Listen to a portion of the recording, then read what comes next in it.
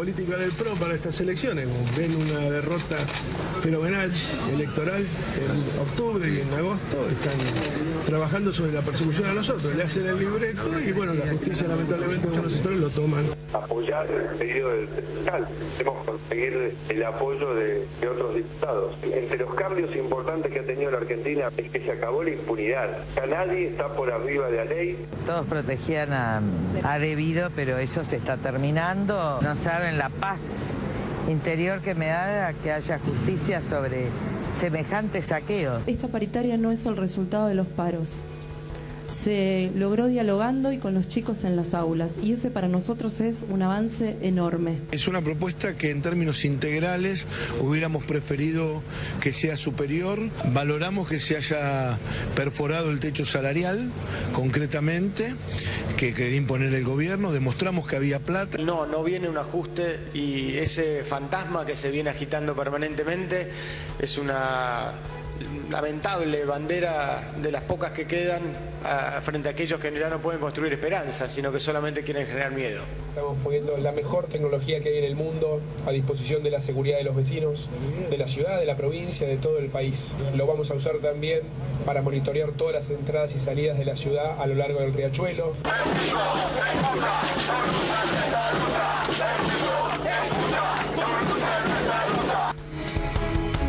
¿Qué tal? ¿Cómo les va? ¿Qué dicen? Muy bienvenidos, muy buenas noches.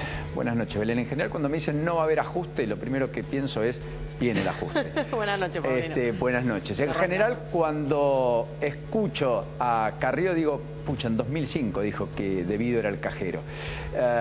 12 años pasaron. El intocable parece tocable. El fiscal Stornelli pidió su prisión preventiva. En un ratito es el tema de análisis en términos políticos más importante. Pero además habló la Corte. La Corte dijo por primera vez en tanto jurisprudencia que un juicio laboral es absolutamente válido y que el trabajador tiene derecho. Ahora, cuando lo pierde, las costas judiciales las tiene que afrontar. No es que es gratis en la Argentina litigar. Me parece un fallo central en medio de toda la discusión y seguramente acompañando el viraje de tiempos políticos en la Argentina, como habitualmente ocurre con los jueces o con Comodoro Pi, como suelen decir, que son los que mejor entienden de cierta lógica, porque por algo sobreviven, perduran y van más allá de los poderes de turno y de los gobiernos de turno. Bueno, pero más allá de todo eso, también tenemos a River en un ratito en la Copa Libertadores. Y el menos cuarto, Paulino. Un poquito Vanina va a anticipar, digamos, va a decir desde los, mira, está ganando, no está ganando, pierde frente al Guaraní. Ay, no te hagas ilusiones. Partido de ida igual. No, perdón, ustedes salieron campeones, pero están jugando los campeonatos locales, no están en el plano internacional. La verdad, tenés razón. Bueno, muchos temas para esta noche. Bienvenido, Nacho, ¿cómo andamos? ¿Cómo estás, Paulino? Jorgelina, bienvenida. Dólar en... 17.18, cerró para las cotizaciones de algunos bancos 17.30, después vamos a ver qué pasó, porque la verdad es que aunque el gobierno dice que no le importa que sea tapa de todos los diarios, hoy fue tapa de todos los diarios, y es un tema que se recalienta también por la incertidumbre y la volatilidad típica de un año electoral, ¿no? Sí, pero de todas maneras a algunos perjudica y a otros beneficia, y me parece que el gobierno no se siente tan incómodo, está claro. No se siente incómodo con este valor del dólar y realmente está convencido de que no se va a pasar a precios. Yo ahí pongo un poco de duda y si querés lo podemos analizar después porque sí, claro. No, pero con este valor se sienten un poco más cómodos porque siempre se habló de un atraso cambiario que perjudicaba a varios sectores. Hoy la CGT dijo que la inflación en junio estuvo en el 1,8. La semana que viene estará el dato oficial del INDEC. Sí. Hablan de 1,3, 1,5. En cualquiera de los casos en julio, luego del aumento de combustibles, políticamente un horror a mi gusto, del 5,9 en el gasoil, del 7% en la nafta, parece que el piso está más cerca del 2 que del 1,5. Con lo cual, en esa perspectiva, las tasas que bajen, evidentemente parece poco probable. Y ya hay economistas pidiéndole al Central que vuelva a subir las tasas. ¿Que la suba más? Que vuelva a subir las tasas, sí. O sea, que encarezca el crédito. Sí. Esto es el consumo, vamos a ver que enfríe más la economía. Mira, cuando hablas con Hacienda, te dicen, la tasa hoy no está matando la economía. Porque a pesar de la tasa alta que tiene el Central, la economía crece menos de lo esperado, pero crece. Hoy esa es la visión que tiene desde Hacienda, que bueno, la tasa a nivel que está no está matando el crecimiento.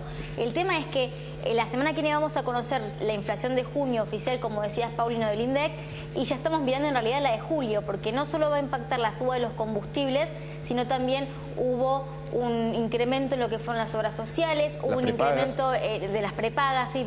Un incremento en el sueldo de los porteros, que también eso impacta en las expensas, que impacta en lo que paga, bueno, en servicios específicamente relacionados al hogar. Entonces son varios factores que van a impactar en la inflación de julio, que va a estar por arriba así del 1,5% por el arrastre que ya viene del mes anterior, y obviamente otra vez complica las metas que tiene el Banco Central hacia adelante. Sabemos que son metas que no se van a cambiar, porque si vos desalineas las expectativas que el Central ancló desde el principio de año, ¿qué es eso, digamos? Las metas es como alinear las expectativas que tienen los distintos actores, empresarios, consumidores, de que la inflación va a ser tanto, esa meta no la va a cambiar. Ahora hay que ver cuánto se le complica de acá a fin de año que se cumpla o que se acerque a cumplir esa meta entre el 12 y el 17%. Ya los analistas hablan de un 22, pero definitivamente... 21,6. Creo que el cierre de la paritaria en la provincia de Nacho, en torno al 27,4, que en realidad es 21,5 para este año, 2,5 porcentual retroactivo por el ajuste 2016 respecto a la pérdida de poder adquisitivo, más 3,4 de sumas adicionales por presentismo, etcétera. Ese acuerdo con los docentes validado hoy, que cierra finalmente uno de los conflictos gremiales más importantes en la provincia de Buenos Aires, me parece que mucho tiene que ver con esto que estamos hablando. Sí, es decir, tiene que ver con el inicio de la campaña también, ¿no? Bueno, las dos arranca unos 10 días la campaña, tienen un candidato que es el ministro de Educación. No pueden estar justificando que no haya acuerdo en la provincia. Efectivamente, y a la vez el futuro ministro de Educación es el que tuvo la lapicera en esta paritaria también, ¿no? Para firmarlo, Finocchiaro. Alejandro Finocchiaro. Que el 14 de julio se convierte en ministro de Educación de la Nación. Sí, una pena que no pudo venir. Sí, efectivamente. Y lo cierto es que Finocchiaro, ¿quién va a ser el relevo de él en la provincia? ¿Está definido todavía? No, todavía no está definido. Tenés un anticipo muy importante a esta hora a propósito de Alicia Kirchner, en una provincia en Santa Cruz donde está sitiada por el conflicto, donde no se ha resuelto lo docente, tampoco lo estatal, hay cortes. A esta hora hay protestas, incluso había demandas frente a la Casa de Gobierno pidiendo la renuncia de la propia gobernadora. ¿Cuál es el adelanto, Nacho, a esta hora? El jueves va a estar Alicia Kirchner acá en Buenos Aires, va a pasar por el Ministerio de Modernización de Andrés Ibarra y va a firmar el compromiso de modernización. ¿Te acordás que ese también fue un adelanto aquí de La Lupa, que varios gobernadores firmaron el compromiso con Macri de no aumentar, entre otras cosas, la plantilla pública de estatales y a la vez impulsar concursos? Que eso es algo que también siempre se le reprochó al kirchnerismo y a Alicia Kirchner en estos 18 meses, de llenar el Estado de militantes. Bueno, se va a comprometer a impulsar concursos para el acceso a los cargos.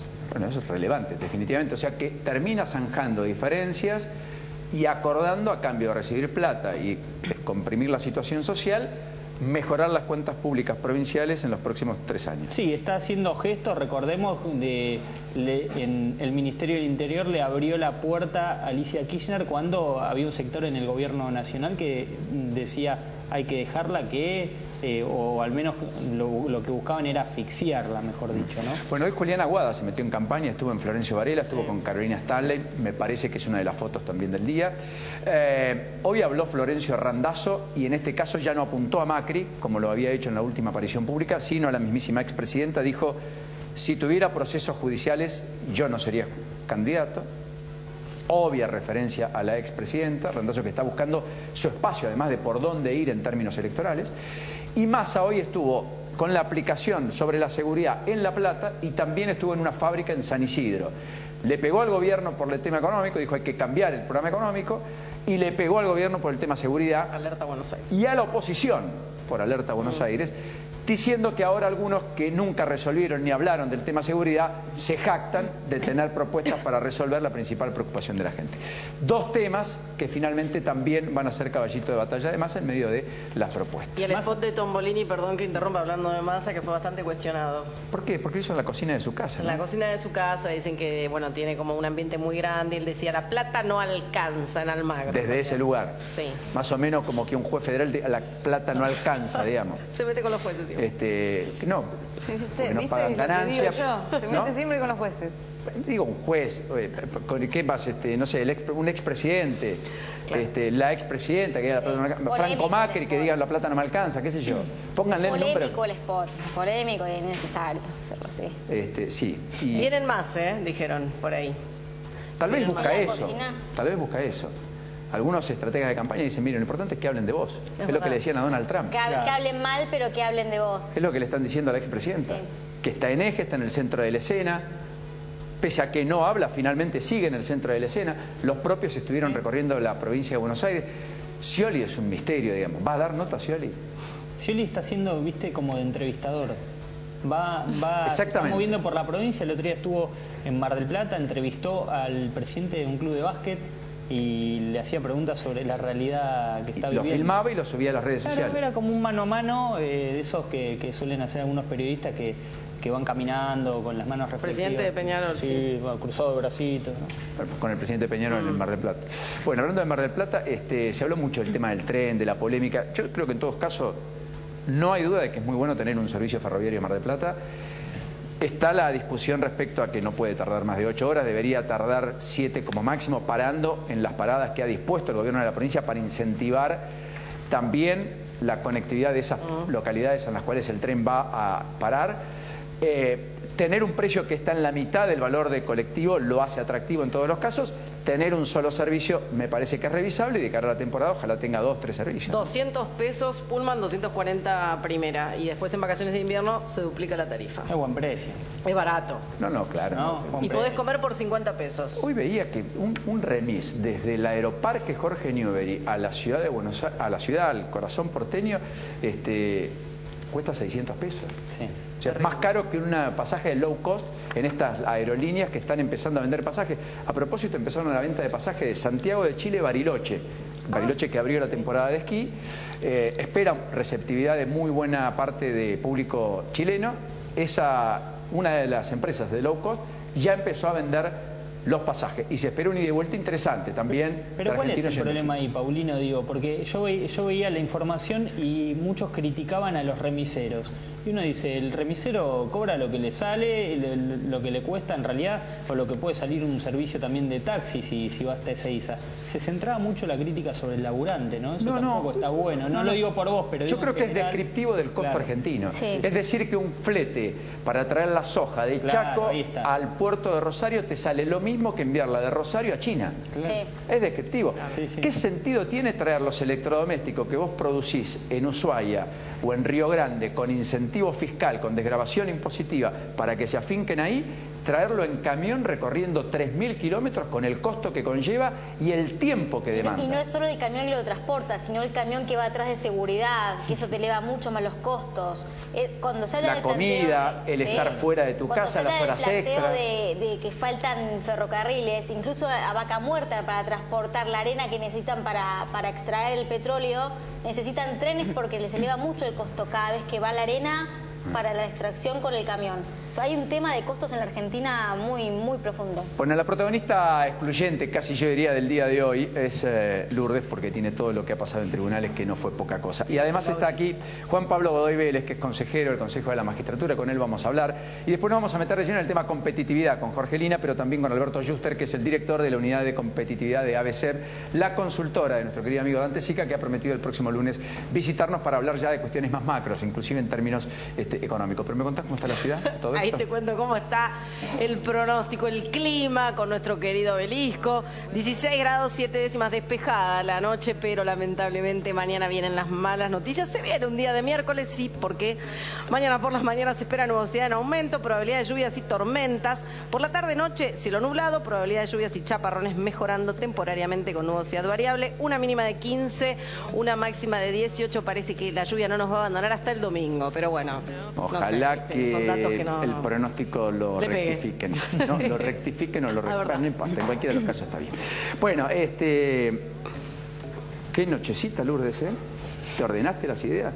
Porque hay que procesar tanta información. Más o menos. Bueno, a ver, si podemos contribuir en algo. Primero, Martín Báez hoy fue de menor a mayor, digamos. Sí. Hoy pasó Martín Báez por tribunales y pidió ser sobreseído. Sí, pidió ser sobreseído, presentó un escrito, volvió a separarse, digamos, de lo que son los negocios de su padre. Él dijo en Comodoro Pi, frente al juez que tenía que indagarlo, el juez Ercolini, que él, primero, que no sabía de qué se lo acusa en el escrito. Él dice, yo no sé cuál es la acusación concreta que hay en mi contra. Pero no es una acusación por lavado de dinero, asociación ilícita. Esto es por el direccionamiento de obra pública. Pero él dice, la cuestión que me están acusando es haber firmado cheques. Sí, yo firmé cheques, obviamente. Y bueno, pero no parece poca cosa. Para contratos, pero para contratos reales, dice Martín Báez en su escrito. Entonces, no sé cuál es la acusación concreta que tienen contra mí. Por lo tanto, le digo primero, díganme cuál es la acusación y después les pido el sobreseimiento. Bueno, primer tema. Segundo tema. Hoy detuvieron a 5 gendarmes por recibir sobornos en un tour de compras. Gendarmes en Salta, atenti, porque es una polémica que va a crecer al compás de las investigaciones que se vienen dando. Simplemente lo marco. Porque los sobornos en la frontera generalmente los aporta el narcotráfico. Entonces se infiere que si una persona es posible de que lo sobornen para un tour de compras, imagínate, para pasar droga, pasar cocaína, para pasar drogas por la frontera. Que bueno, eso siempre fue el debate, porque están metidos también los jueces del norte, Paulino. Los jueces del norte... Bueno, hubo un juez, el juez de Orán. El juez de Orán que estuvo involucrado en un proceso que desconozco cómo está y en qué situación procesal. En el gobierno el otro día le preguntaron, estaban definiendo a quién impulsaban para un juzgado en el norte. Y uno dijo, no sé cuál es el más idóneo, pero que sea honesto. Como diciendo... O sea, mirá vos lo que estamos pidiéndole. A que un dirigente político, un dirigente gremial, un dirigente del fútbol, un juez sea honesto. Ya ni siquiera que haga bien las cosas, sea honesto. Lo que pasó en Itatí, todo el pueblo casi estaba metido. ¿Cuántos prófugos hay todavía? No, quedan 2 prófugos nada más. Uno de ellos es el jefe de la banda, me equivoco. Justo, bueno, curiosidad. Bueno, Paraguay queda cerca. Hablando de prófugos, antes de entrar en el tema de video, la Corte hoy estableció jurisprudencia y dijo, si un trabajador pierde un reclamo por un juicio laboral, ¿debe asumir las costas judiciales del proceso? Sí, yo creo que va en consonancia con lo que el gobierno nacional está hablando acerca de esta famosa mafia de los juicios laborales, que los trabajadores se la pasan haciendo juicios y por eso las empresas terminan cerrando. Básicamente este es el concepto. Sí. Lo cierto es por supuesto, como toda generalización es absolutamente errónea, digamos. Obvio. Y lo cierto es que en este caso en particular yo creo que la Corte tiene razón. ¿Por qué? Porque el trabajador en ningún momento se presentó a hacer las pericias que le solicitaban. Él había dicho que había quedado con cierta discapacidad, sí. Y cuando le pidieron que se presente a hacer la pericia, obviamente para verificar el estado de incapacidad, nunca fue. La causa siguió avanzando, pero él nunca se presentó. Ergo, terminó perdiendo el juicio. No, bueno, claro, natural. Porque si vos no te pueden verificar la incapacidad, obviamente que un juez no puede fallar a favor tuyo. Lo que haría cualquiera que pueda constatar esa incapacidad es ir al otro día que lo convocan. Digamos. Lo cierto es que sí, como vos decías recién, Paulino, esto termina sentando un precedente para futuras causas judiciales a nivel laboral, donde el trabajador va a tener que asumir todas las costas. Generalmente, y esto se entiende en derecho laboral, justamente es el famoso indubio pro reo, indubio properario, porque el empleado es el eslabón más débil dentro de esta cadena. Entonces, siempre la justicia laboral, salvo excepciones, termina fallando a favor del trabajador. Bueno, la idea es que con este precedente que está sentando la Corte, la gente, antes de iniciar un juicio, lo piense bien. Bueno, pero es que es lógico, porque digamos, no se puede plantear un juicio y no asumir ningún costo, porque las decisiones, en todo caso, siempre tienen costo. Uno toma una decisión, beneficia y perjudica a determinados sectores. Es el famoso costo de oportunidad. Sí. Por lo tanto, luego asume las consecuencias. Uno lo que no puede hacer es no asumirla, es decir, no puede apartarse de que tiene consecuencias lo que hace, digamos. Entonces, la verdad es que acá era bastante curioso, porque planteaban la demanda, perdía o ganaba, no había costo, y podían demandar cualquier cosa, 1 millón, 2, 3, 20, 50, no había problema. Entonces me parece que la generalización es muy mala, pero esto va a, de algún modo, también limitar esa industria famosa del juicio, más fomentada por abogados que por trabajadores. Sí, para mí es riesgoso, Para mí es riesgoso. ¿Vos crees que es riesgoso? Sí, es riesgoso. Porque está cercenando muchos derechos también de esta manera. Si vos tenés cómo probar rápidamente una invalidez, una incapacidad... Vos sabés, Paulino, que los juicios laborales son eternos en este país, como son la mayoría de los Y juicios. son los más rápidos, justamente. Bueno. Son eternos, pero los más rápidos. Yo he tenido juicios laborales que han durado 7, 8, 9 años. A la O sea, pucha. imagínate que lo que demora la justicia, algunos terminan hasta, ya la gente se cansa y dice, bueno, ya está. Paso otra ¿Entendés? cosa, Por eso otro siempre, tema. yo siempre como abogada le recomiendo siempre arreglar en conciliación. Salvo que sea muy complejo, arreglar en conciliación siempre es mejor. El foro laboral está colapsado. Hay más de 30 juzgados sobre 80 que están vacantes. Eso genera un retraso muy grande. De hecho, bueno, la agrupación de abogados que yo integro presentó una demanda oportunamente por un amparo por la situación de la crisis del fuero laboral, ¿sí? Justamente porque tenés edificios con acuse de derrumbe. Como bien decía acá la colega, desde que presentás la demanda pasan más de 6 meses en algunos juzgados hasta que tenés un primer proveído, ¿sí? La primera respuesta del juzgado a la presentación de la demanda, más de 6 meses. Disparate. Es un disparate y eso hace que muchas veces los clientes le revoquen el poder o el patrocinio al abogado porque piensan que el abogado no está haciendo nada. Sí, por eso esto de la industria del juicio hay que tomarlo con pinzas. Es cierto que existen algunos pillos que hacen demandas de manera injustificada. Sí, algunos, varios. Como en todos lados. Sí, algunos varios, pero fueros. como pasa en todos lados, ¿sí? Por eso es bueno que tengan condena. Y también hay Sí, jueces que planchan las causas. por supuesto. De hecho, en Córdoba hay un grupo de abogados y también de médicos que fueron procesados por asociación ilícita. Exactamente, y es un fallo que sentó jurisprudencia. Exacto, pero y con respecto al fallo de la Corte, no es solamente el hecho de que si pierde el trabajador tiene que pagar. Lo que sucede acá es que se presume o se comprobó, para el caso, que había temeridad y malicia, ¿sí? Entonces, en esos casos ya hay, incluso también en otros fueros, jurisprudencia que hace justamente que la parte actora, que es la que inicia la demanda, tenga que pagar las costas del proceso. En este caso, por ahí es más importante porque existe el principio de gratuidad para el trabajador, ¿sí? Ese principio no se viola con este fallo. No, no porque justamente... O sea, litigar puede, no paga antes. Lógicamente, si pierde y se comprueba la malicia, debe sí pagar. Claro, pero hay veces que se pierde porque no se puede llegar a demostrar algo. Vamos a suponer, un trabajador no puede llegar a demostrar la cantidad de horas extras que trabajó en negro y demás. Entonces, a veces las presunciones que favorecen al trabajador tienen un límite, ¿sí? Hay determinadas cosas que hay que demostrarlas. El móvil hay que demostrarlo, las horas extras trabajadas hay que demostrarlo. Llegado el caso, un acoso... Un acoso laboral es lo más difícil de probar. Es dificilísimo de probar porque en general se da en situaciones a puertas cerradas solamente entre el jefe y la víctima, ¿sí? Que lamentablemente en nuestra sociedad muchas veces el acoso laboral va de la mano del acoso sexual, ¿sí? Entonces todas estas cosas hay que probarlas. Pero suele suceder en estos casos que si bien no se pudo demostrar, pero bueno, hay una duda razonable, bueno, en ese caso no se le van a aplicar costas a quien haga la demanda, justamente porque no alcanzó para probar, pero no había un accionar malicioso. Usted lo que dice, ¿sí?, es que cuando se compruebe el accionar malicioso, según lo que interpreta usted este fallo de la Corte, no habrá tribunal que se pueda eximir de condenar a pagar las costas a aquel que perdió el juicio. Después del fallo del 2x1, la obediencia de los tribunales inferiores a la Corte está en duda. Entonces, digamos, hacemos borrón y cuenta nueva, ponemos en comisión a los jueces y nombramos de vuelta por concurso y los hacemos concursar y estudiar. Los jueces sería bárbaro, sobre todo todos los juzgados que hay vacantes. ¿Sí? O que se haga el traspaso, alguna de las dos, pero que se le brinde alguna solución. ¿Cuántos del total de juzgados en la Argentina están vacantes?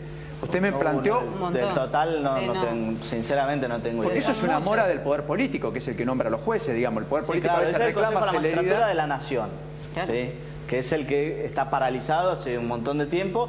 Ahora viene sacando algo, pero bueno, ahora están la deuda es grande. Están saliendo algunos. Porque digo, eso es importante, porque digamos, hablamos de la mora de la justicia, pero tenemos juzgados que no tienen jueces, o sea, no pueden tomar decisiones. Con lo cual terminan siendo subrogados y absorbidas esas funciones por otro juez que ya tiene toda la carga de su propio juzgado. En un momento también estuvieron cuestionadas las subrogancias. No te olvides de eso. Sí, también, tenés razón. Bueno, y antes de entrar en el tema debido, hoy hablando del Consejo de la Magistratura, fallo que deja afuera a Sí, Ruperto Godoy. Todavía no lo deja afuera, está a un paso de quedar afuera. ¿Por qué? Porque todavía no está firme esta sentencia, él tiene todavía la última instancia, que es la Corte Suprema. Ah, correcto. Todavía no apeló. No, Tiene 10 días para tiene 10 días Si para no apelar apela, porque es un recurso extraordinario. Pero la Cámara lo que dijo es que es requisito indispensable para ser consejero de la magistratura a Ser nivel abogado. nacional, ser abogado. Sí.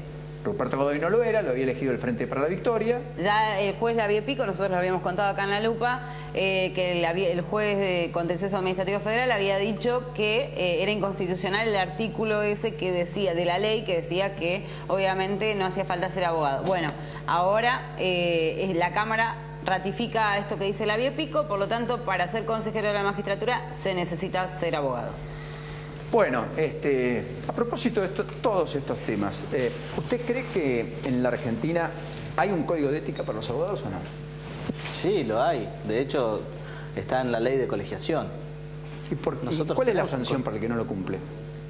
Bueno, las sanciones son graduales, ¿sí? Pero hay sanciones. Porque hay incumplimientos, si se quiere, o sea, que faltas que son... a este como todo, tenemos que ni siquiera faltas se leves. presentó.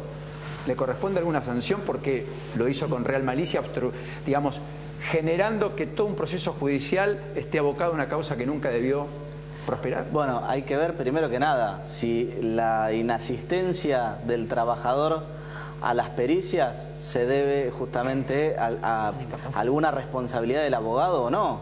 Digo, porque hay veces que realmente la gente, hoy en día pasa mucho con los celulares y especialmente con los trabajadores, que la gente, bueno, tienen un celular, no sé, lo pierden, como son con tarjeta, pierden el chip, no recuperan el número, los colegas no tienen forma de ubicar al trabajador y a veces suceden este tipo de problemas por los cuales, bueno, se ausentan a una audiencia, suponiendo cosas que por no el estilo.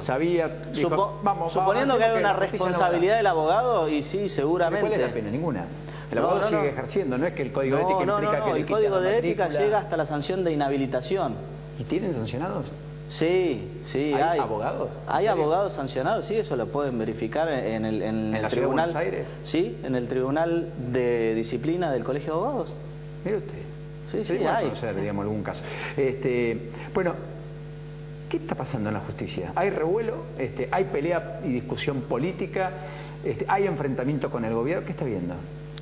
Bueno, es algo similar a lo que pasaba en el 2015. Siempre cuando se vienen las elecciones se mueve un poquito el avispero, sobre todo en el fuero federal, ¿no?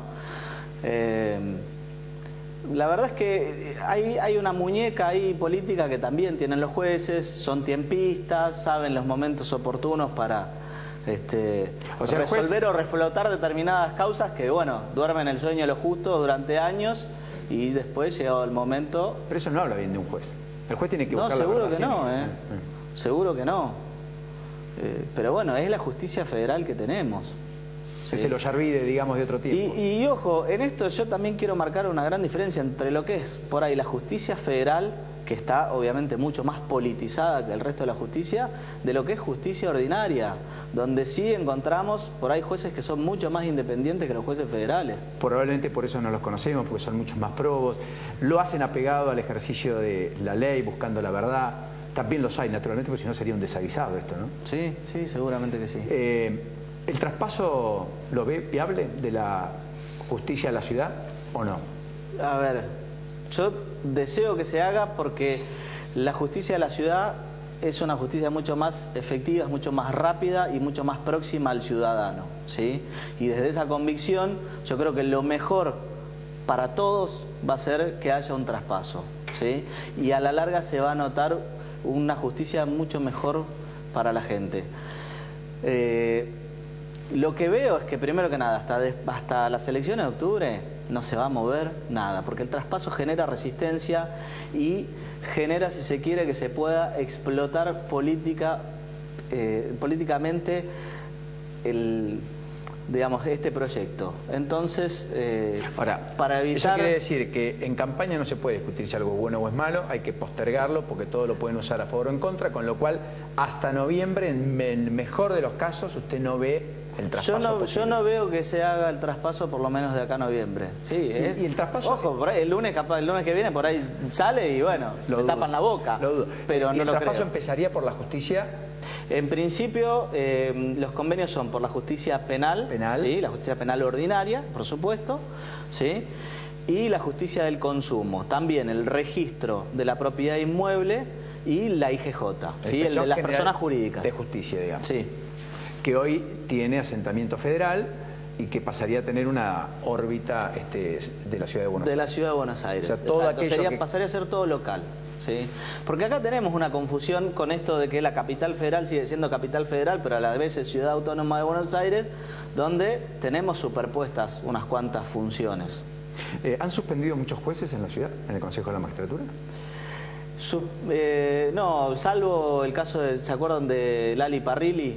La de la jueza que salió filmada en todos los noticieros. Pateando... ¿Cómo decía? Ninguna rubia acá o algo por el estilo. Salvo ese caso, han habido sí sanciones, pero ningún juez fue removido. ¿Sí? Pero también es una justicia mucho más joven, ¿eh? Son menos de 20 años. ¿Cuántos son los consejeros hoy? 9. Los consejeros son 3 por el estamento de la legislatura, 3 jueces, 3 abogados. ¿Y eso está funciona? mucho mejor repartido, sí, porque está mucho mejor repartido que a nivel nacional. Y es mucho más equilibrada la fuerza respecto a nivel nacional, claro, porque a nivel nacional la política manda, sí. En cambio, o sea, la política nombra a los jueces y la política saca a los jueces. Sí, lamentablemente es así. Y en definitiva cambian los gobiernos y sigue igual. Godoy Vélez, gracias por este ratito. Muy gentil. Muchas gracias por invitarme. Hasta la próxima. Siempre es bueno conocer personas vinculadas al mundo del derecho y en particular los que toman decisiones del Consejo de la Magistratura, ni más ni menos que es el órgano competente para nombrar y al mismo tiempo sacar jueces, en este caso en el ámbito de la ciudad de Buenos Aires. Bueno, nos metemos de lleno en el tema debido. Bueno. Porque ahí, en principio, el fiscal Stornelli pidió prisión preventiva e indagatoria debido por una causa de Río Turbio. Pidió la indagatoria, el desafuero, la detención, en ese orden. Bien. ¿Por qué? Porque para poder detenerlo se necesita el desafuero. Por lo tanto, primero, para que haya un desafuero, el juez Rodríguez, en este caso, que es el que tiene la causa, junto con el fiscal Stornelli, están investigando desvío de fondos, para que se entienda, sobre dinero, más de 26.600 millones de pesos que le habían dado el Estado Nacional a través de más de 400 convenios entre el Ministerio de Planificación, la UTN, que es la Universidad Tecnológica Nacional, con sede en Santa Cruz, que a su vez había formado una fundación para realizar directamente el desvío de fondos a través de la universidad. ¿Por qué? Porque encima la universidad, siendo intermediaria de estas obras que iban a realizar para la remodelación de lo que era el tren de Río Turbio, un tren que funcionó el día que se presentó, que en campaña de Alicia Kirchner. Carbón de Río Turbio, digamos. 26.000 millones de pesos. Sí. Eso es lo que se destinó. 10 veces lo que van a costar las pasos al valor de hoy, porque esa plata es de los últimos 10 años. Entre 2009 y 2015. Qué bárbaro. Y esto puede abrir una caja de Pandora, puede haber más todavía. O sea, precios actualizados son 100.000 millones de pesos, digamos. Están implicados en esta causa porque no solamente el fiscal Stornelli pide la detención y el desafuero, obviamente el desafuero es para Julio Devido, que es el actual diputado nacional, pero también pide la detención para otras personas que... Barata, supongo. Barata, que es el segundo, para Jorge Mayoral, que fue el ministro de Minería, porque él era el encargado de hacer todo este proyecto. Correcto. Allí, después para el rector de la UTN, Esa gente puede empezar a hablar, ¿no, Lourdes?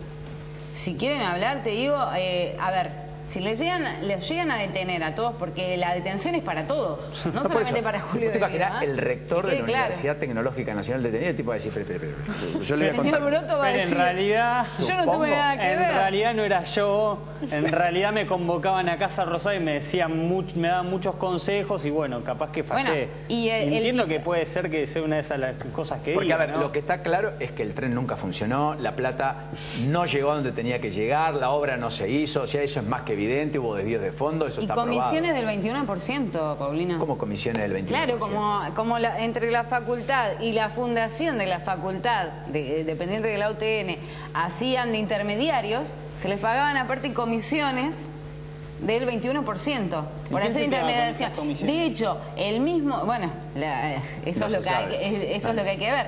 De hecho, lo que dice el fiscal Stornelli, que al decano de la Facultad Regional de Santa Cruz también le corresponden las negociaciones incompatibles, porque él formaba parte de la fundación y no podía estar, digamos, en los dos lados, en los dos lugares, porque la universidad le daba a la fundación para que haga las obras. Aparte, o sea, él, firmaba los cheques y él los cobraba. Claro. Ahora, en el video se lo vio mal a Devido, ¿eh? Hoy. Yo acostumbrado a verlo a Devido con otro temple. Pero habló. Está como un pollito mojado. Sí, pero habló y no hubiera hablado. ¿Y qué dijo? El Devido de otro momento omnipotente no hubiera hablado, Paulino. Dijo que es parte de la campaña del PRO. Sí, primero dijo que no tenía ningún pedido de indagatoria, lo cual es cierto, en eso le doy la derecha a Devido, porque está el pedido de indagatoria hecha por el fiscal y es el juez Rodríguez el que va a determinar. Puede validarlo y darle lugar o no. Yo creo que lo va a validar, por lo menos la indagatoria la va a validar. Yo no sé cuál va a ser la determinación que tome el juez Rodríguez en cuanto al pedido de desafuero y la posible detención luego de Devido. Ahora, para el desafuero necesitan 2/3 partes del total de los integrantes de la Cámara de Diputados. Claro. Por más que Camaño dijo, Graciela, que el Frente Renovador apoyaba, por más que el GEM acompañe, por más que Cambiemos lo vote, como dijo el mismísimo Mauricio Macri cuando dijo acá se terminaron los privilegios, después de ciertas complicidades que la propia Carrió había denunciado respecto a ese Julio Devido, que era el presidente de la Comisión de Obra Pública en la Cámara de Diputados, etcétera. La izquierda va a acompañar. Yo no creo que le alcance al Frente para la Victoria para obstaculizar ese desafuero, ¿o me equivoco? Va a estar ahí el... O sea, ¿hoy no tendría los números o sí? Va a depende de un hilo. Movimiento Evita, ¿qué va a hacer? El que está recostado en Randazzo. Hay quienes dicen que puede llegar a apoyarlo, ¿eh? O sea, podríamos tener apoyar al desafuero. ¿Cuál fue el último desafuero? Porque Menem no lo lograron. La Patti no lo dejaron asumir. A Patti no lo dejaron asumir, Luis Patti, por delito de lesa humanidad. Hay un caso en 2001 de un puntano, un senador puntano. Ya te lo busco. Senador puntano. Sí, no recuerdo. Ya te lo busco. Sí. Pero bueno, a ver, con Julio Devido, no es la primera vez que el Congreso tiene que tomar una determinación. Recordá que en el marco de otra causa, para poder allanar su vivienda, una casa en el partido de Zárate y su departamento, tuvieron que pedir autorización al Congreso. Que se la dio. Que se la dieron. Pero era una autorización para un allanamiento. Para poder allanar. Lo cual es ridículo porque en el medio sacó todo lo que podían encontrar. Bueno, pero le tuvieron que pedir autorización y la autorización estuvo en su momento. Bueno, ya viene Alberto Schuster, nos metemos de lleno en competitividad. Es el tema del día. Si Devido le propinan el desafuero, le asestan un golpe, yo diría, dramático a cierto sistema de complicidades en la Argentina de los últimos años. Bueno, ¿puedo dar...? Que caiga Devido, va a hacer ruido. ¿Me dejás leer una frase que destaca el fiscal? Dice, vale la pena reiterarlo, pero Devido, Barata, Álvarez y Mayoral, Álvarez actualmente es ministro de Alicia Kirchner en Santa Cruz. Exactamente. Tenían desde su rol de garantes el deber de conservación de los bienes custodiados junto al deber de supervisar y de fiscalizar el cumplimiento de las obras encomendadas a ICRT. Es claro, no hicieron nada. Alberto, gracias. Un gusto. Qué lindo libro, ¿eh? Junto a Sergio Bernstein. Sí. Dueños del éxito, cómo lograr una Argentina competitiva, inclusiva y próspera. Casi nada. Si usted tiene el secreto, no te vayas. Ya venimos, el secreto y la fórmula del éxito la cuenta él.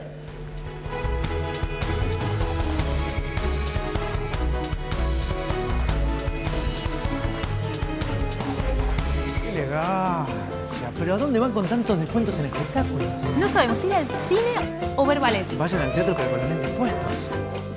Ballet en 3D. Salí a disfrutar. Invertí en la vida.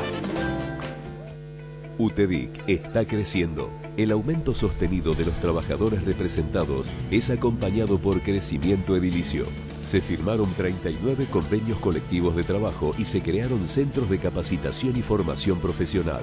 Centros médicos propios con tecnología de última generación a lo largo del país. Centros vacacionales y beneficios familiares al alcance de los trabajadores. UTEDIC está. UTEDIC, compromiso con los trabajadores.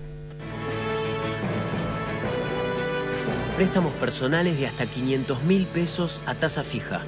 Cumplí tus sueños con Banco Provincia.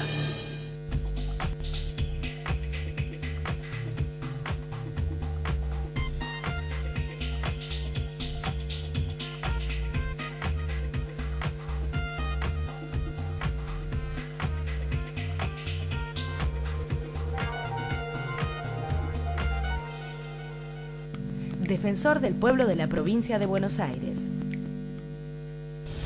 En Tigre seguimos creciendo con más obras para que vivas cada vez mejor. Ampliamos caminos para que puedas circular mejor. Construimos pasos bajo nivel para que ganes tiempo y seguridad. Trabajamos en pavimentos vecinales para que el asfalto llegue a tu casa. Estamos construyendo la Plaza Canal junto con San Fernando. Mejoramos la infraestructura de los polideportivos y vamos por el número 18 en el barrio La Mascota. Además, trabajamos constantemente en desagües pluviales, en la remodelación de centros comerciales y en nuevos edificios para la cultura. En Tigre, no paramos de crecer. Sigamos creciendo. Tigre, municipio. Varonil viste a Paulino Rodríguez. Somos líderes en la confección de indumentaria corporativa. Varonil, la diferencia entre ponerse ropa y vestirse. ¿Sabías que en ProvinciaNet podés hacer todo más rápido y más fácil? Podés pagar todos tus impuestos o servicios, en efectivo o con débito, con o sin factura. También podés extraer dinero, recargar tu SUBE y tu celular. ProvinciaNet, pagas como querés. Vivamos mejor con el Hospital Jusey y la Maternidad Santa Rosa. En el hospital continuamos con las mejoras en oncología, hematología, oftalmología y la ampliación de la sala de internación. Y en la maternidad seguimos con las obras. Así todas las familias pueden acompañar más cómodas a sus hijos recién nacidos. En Vicente López, trabajando juntos, seguimos mejorando. Vivamos Vicente López.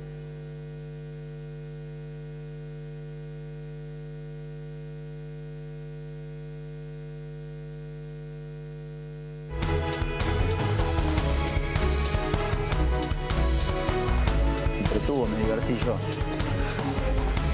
¿Sabías que Telecentro te trae el mejor combo con 30 megas de internet Wi-Fi? Vas a tener megas de sobra para navegar, descargar, subir, likear, hashtaguear o viralizar lo que quieras. Y además, telefonía con 2.500 minutos libres para que te canses de hablar. Y como si esto fuera poco, televisión con más de 60 canales HD. ¿Querés más? Con Sudeco convertí todas las teles en Smart con acceso directo para ver Netflix, YouTube y T-Play. Todo por 1.098 pesos finales por mes con HD gratis por 6 meses y los siguientes 6 meses al 50% off. No esperes más, llama ahora al 6380-0000. Telecentro te conecta a todo. Impecable como siempre. Mirta Ernesto es, ¿no? Mirta Ernesto. Ay, qué bueno, le agradezco que siempre me está vistiendo está ahora. Muy buena hoy, unos por looks. cierto. Muchas gracias, Pau. Bueno, Jorgelina, a ver, hay una mesa que está discutiendo el consumo y hay otra que está discutiendo qué hacer con la tasa de interés. Las dos cosas están pasando en el gobierno. Sí, así es. En realidad lo que está pasando es que hay muchos indicadores de consumo que dan positivos, que son lo que vemos acá siempre, motos, autos y créditos hipotecarios en varias variables, ¿no? Que cada vez se impulsó con el tema de dar más créditos en pesos a tasas más accesibles. El problema es que no arranca y no termina de arrancar lo que es el consumo en los hogares. El consumo explica en buena masivo, medida la economía, digamos. Claro, el consumo que se ve en los supermercados y en shoppings, más que nada por números del INDEC y por los números que van siguiendo varias consultoras privadas que fueron convocadas por el gobierno, específicamente por el secretario de Comercio, Miguel Brown, para decirles, bueno, ¿qué está pasando? Para tratar de entender un poco el gobierno, ¿qué está pasando con esa parte del consumo que no terminan de entender por qué no reactiva cuando hay indicadores que los famosos brotes verdes de los que yo hablan sí empiezan a reactivar? Ya hubo más de una reunión que conduce Brown con estas consultoras, que está Sentia, está también Kantar Worldpanel, está Nielsen. Son varias consultoras de consumo que van siguiendo estos números, incluso consultoras que siguen las ventas de electrodomésticos, un poco para juntarse con el Ministerio de Producción para ver qué es lo que está pasando en el consumo masivo, porque lo que te decía, depende de dónde estés ubicado en la pirámide de ingresos, ¿no? Si vos mirás las compras de moto, las compras de auto, las compras de departamento, es una parte de la pirámide de clase media alta que fluye, contra una base en la pirámide que te dicen, bueno, resignaron hasta compra de alimentos. Que es lo que refuerza la tesis de la oposición de que hay que cambiar el plan económico porque es un plan para pocos que beneficia a pocos. Ahora, ¿cuál es hasta, te digo, hasta lo divertido de las internas propias del gobierno? Es que mientras el Ministerio de Producción está mirando esos números de consultoras privadas y les dicen, bueno, vengan a ayudarnos a entender qué es lo que pasa con el consumo, del Ministerio de Hacienda siguen otro número, que es el de cuentas nacionales, ¿sí? Que muestra un poco todo lo que produce la economía, se ve el número de inversión, de exportaciones y ahí se hace un cálculo para ver cuánto está creciendo el consumo. ¿Por qué? Desde Hacienda creen que esos números que dan las consultoras privadas no explican todo el consumo porque no siguen servicios, porque no están ajustados bien los precios y porque dan una parte de la realidad que no explica todo el consumo masivo de la Argentina. Ahora, siguen dos números distintos. Cuando se juntan, a mí lo que me dice, bueno, yo les pregunto, ¿no? Bueno, ¿qué pasa cuando se juntan en las reuniones de gabinete? Porque tiene que contrastar los números. Bueno, no, ahí sí nos ponemos un poco a analizar todo. Pero lo cierto es que hoy se están mirando esos números de dos ministerios distintos. Alberto, gracias por este ratito, bienvenido. ¿Y cómo se resuelve? Porque los problemas son varios, ¿no? Con tiempo. ¿Pero están en el buen camino y en la buena senda? Yo creo que sí. Hay cosas que se hacen mejor, otras que se hacen peor, se equivocan, como en cualquier gobierno. ¿Por ejemplo?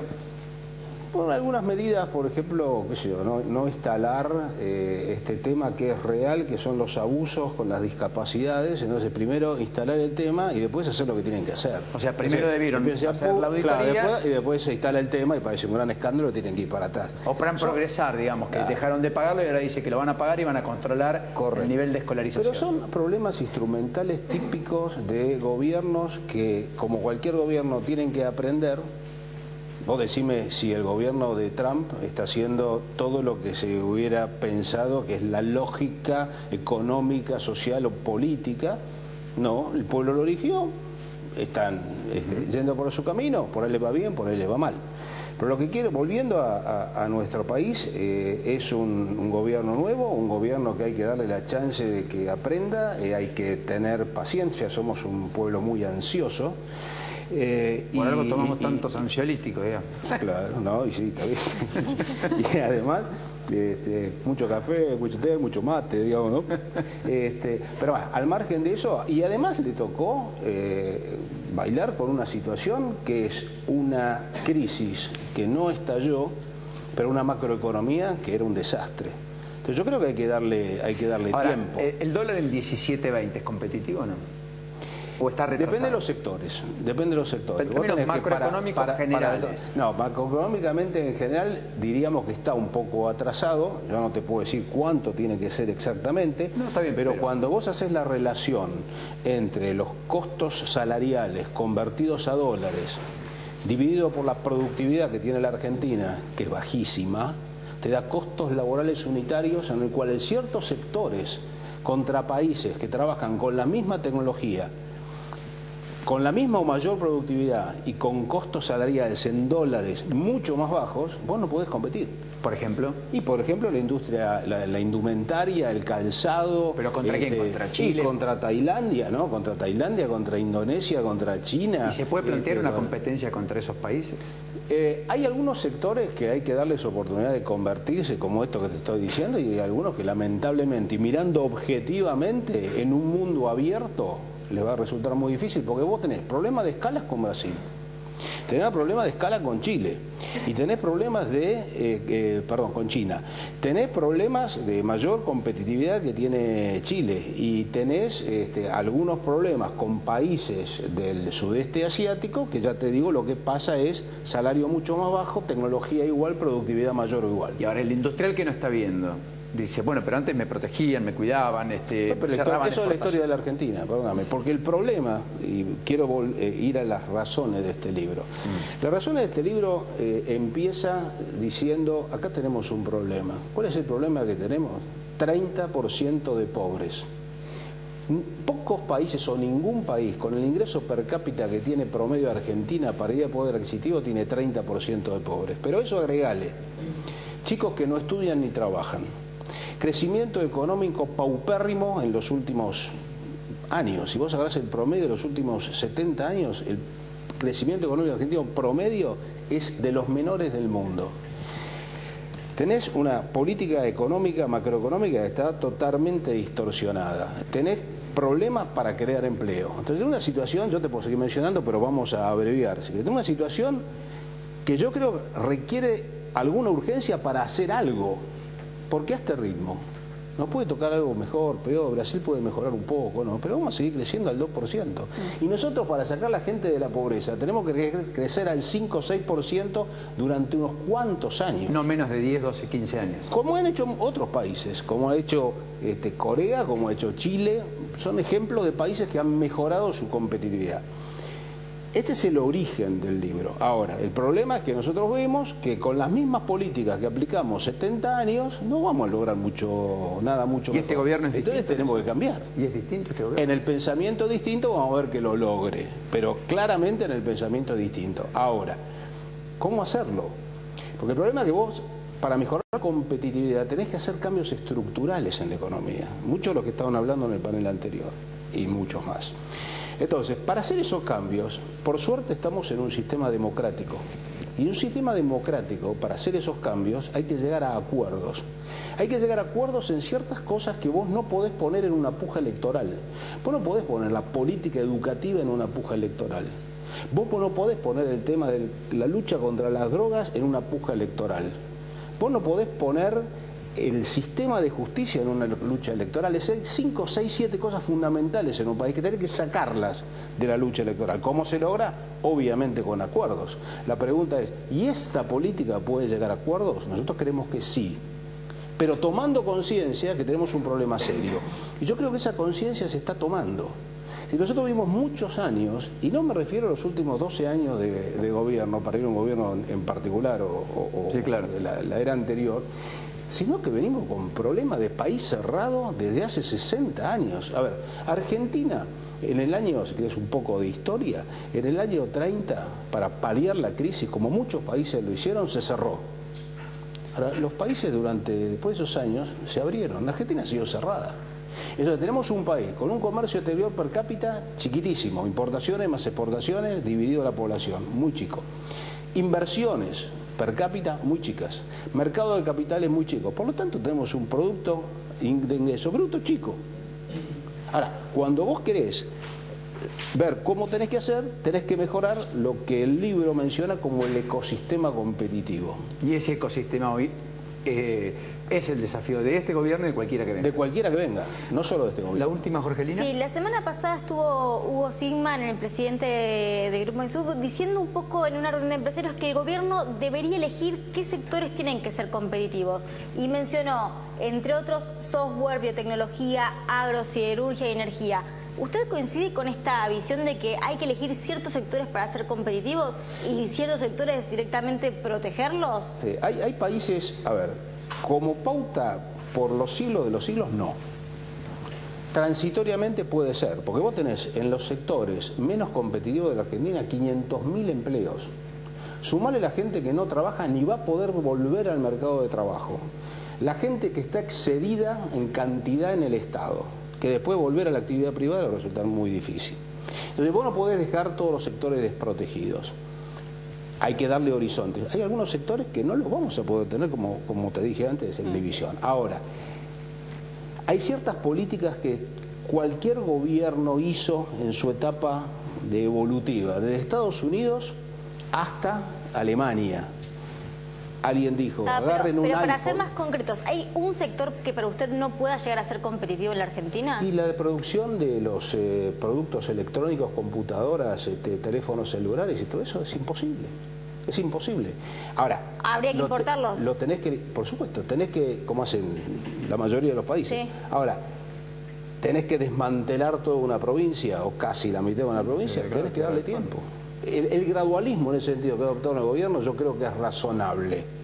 Lo que pasa es que esto no puede durar 20 años. Alberto, gracias. Un gusto.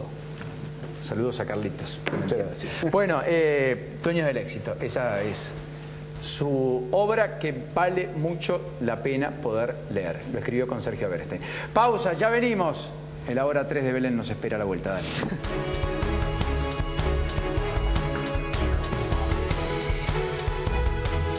El Telecentro te trae el mejor combo con 30 megas de internet Wi-Fi. Tenés megas de sobra para navegar, descargar, subir, likear, hashtaguear o viralizar lo que quieras. Además, telefonía fija con 2.500 minutos libres para que te canses de hablar. Y como si fuera poco, más de 60 canales HD. ¿Querés más? Convertimos todas las teles en Smart con acceso directo para ver Netflix, YouTube y Telecentro Play. Todo por solo 1.098 pesos final por mes. Telecentro te conecta todo.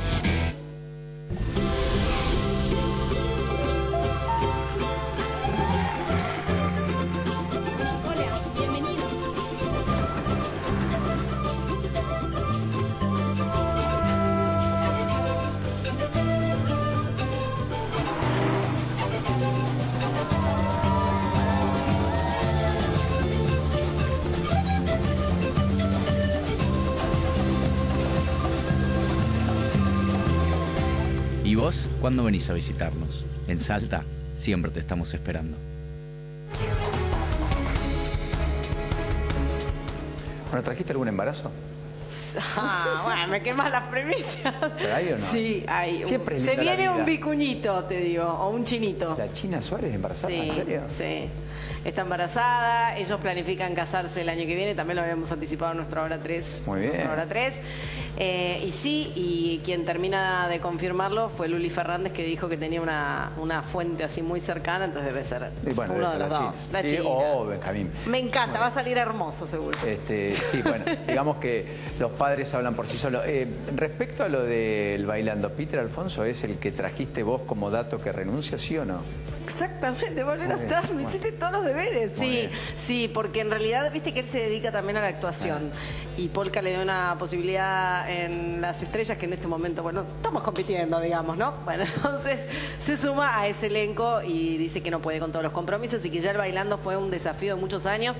Quiere probar algo nuevo y me parece bien. Y algo breve, ¿qué más le tenías para la hora 3? Y mirá que ya me estaba... Ah, Susana Jiménez, Sí. me estaba macheteando. ¿Qué pasó con Susana? Bueno, tiene ese juego de los bebés, viste, un poco polémico.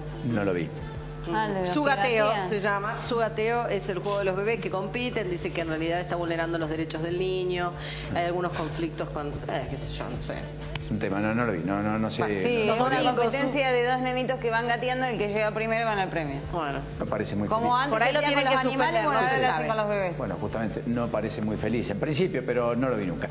Bueno, a ver, rápida agenda, impecable Belén por la hora 3. Rápida agenda, mañana el tema central es que el presidente viaja a la cumbre del G20 Sí, en Hamburgo. Viaja con Emilio Monzó, que está cada vez más cerca del presidente. Se llamó a silencio, no hace declaraciones, no las va a hacer, no habla ni en on ni en off, pero cada vez se está afianzando más el vínculo que supo tener durante la campaña. Va la cumbre del G20, van a intentar hacer un acuerdo de información financiera. Así es, Nicolás Dujovne, el ministro de Hacienda, va el jueves. Y Va el ya jueves. va a ir todo el equipo, digamos, de Economía y de Hacienda que va a estar preparando lo que es el G20 para cuando sea en Argentina. Correcto. El año que viene. El año que viene, que sería en Mendoza. Sí. Vale la pena decir que hay cumbre bilateral con Theresa May y también con Macron, el presidente francés, el joven presidente francés, que está impulsando una reforma política que aspira a reducir por caso el número de congresistas en Francia, para bajar el costo de la política. Miren Macron, qué atrevido. Bueno, está Camioneros negociando en el Ministerio de Trabajo, atentos porque si no prosperan las negociaciones puede haber medida de fuerza, y diputados debatería responsabilidad empresaria. Debatería, lo pongo en potencial porque hasta esta hora de la noche todavía no estaba destrabada la discusión en particular, que es la que quedó pendiente el miércoles pasado, luego de haber validado la discusión justamente en general. Bueno, foto del día. Me parece que el protagonista habla por sí solo, por el peso específico, por el rol que tuvo, por lo que implica, por lo que representa, porque además Hablen con Julio fue la tapa de un libro y en realidad era buena parte de lo que la Argentina empresaria dijo, habló, contó durante más de una década. Este superministro que acompañó el día 1 al día final de gestión de Cristina Fernández de Kirchner, todo el proceso del kirchnerismo está apuntado por la justicia, le han pedido la indagatoria, el desafuero y la prisión preventiva. En fiscal, veremos qué hace el juez. En el Congreso, yo le tengo fe. El horno no está para bollos. Increíblemente le tengo fe. Discusiones muy ásperas. Deben o se requiere 2/3 partes del total de integrantes de la Cámara de Diputados. Para matizar, ¿puedo poner mi foto del día? Bueno, hoy la pones, sí, dale. Y el horno no está para bollos, ¿entre quién? Entre Luciana Salazar y Amalia Granata, porque Luciana, ¿con quién rompió? Con Redrado. Y se mete en esta contienda Amalia Granata, que también está metida en política. Para mis compañeros, los que están en el panel. Candidata en Santa Fe. Muy bien. Bueno, nos vamos. Vale, claro, gracias. ¿Cómo va River? Está 0-0 River, tranquilos, por ahora. ¿0-0? 17 minutos. Chao, me quedo con el timón, naturalmente, de la economía. Gracias, hasta mañana, pásenlo lindo.